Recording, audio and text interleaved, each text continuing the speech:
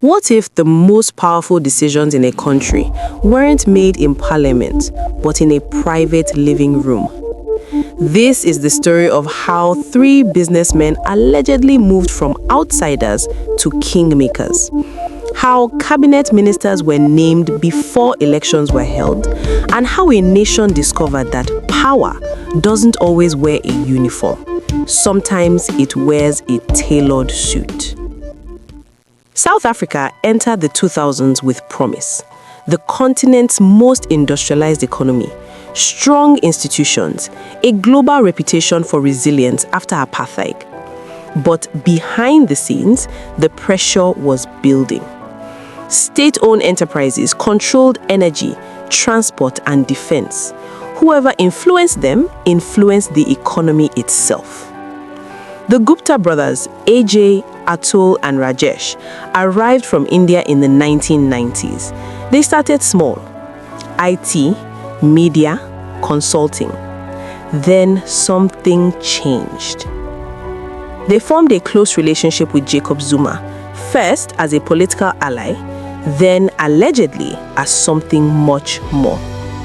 According to multiple investigations, the Guptas didn't need elected positions.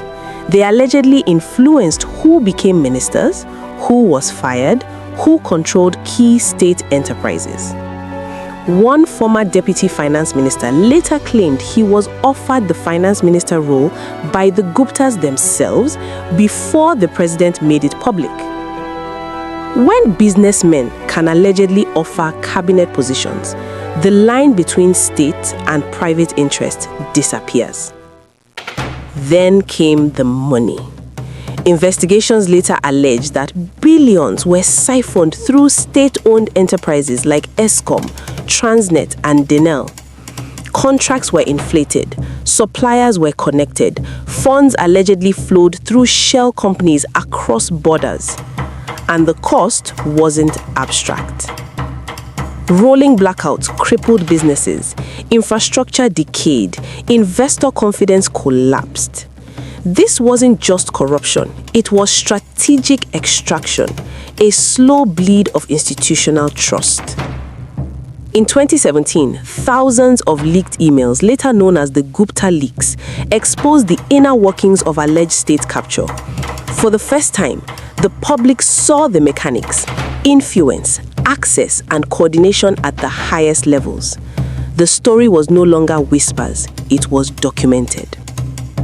Public outrage grew, investigations mounted, pressure came from within Zuma's own party. In 2018, Jacob Zuma resigned as president. The Guptas fled the country, but the damage was already done. This story isn't about villains alone. It's about what happens when strategy loses restraint, when proximity to power becomes a shortcut, when greed replaces governance. State capture doesn't begin with corruption. It begins with access, unchecked, normalized, and justified.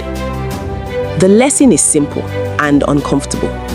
When institutions weaken, individuals don't just rise, they take over.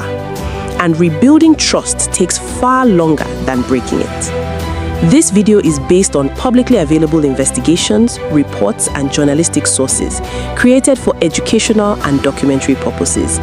If you want more untold stories of power, strategy, and hidden influence, subscribe, because the most dangerous strategies are the ones that work until they don't.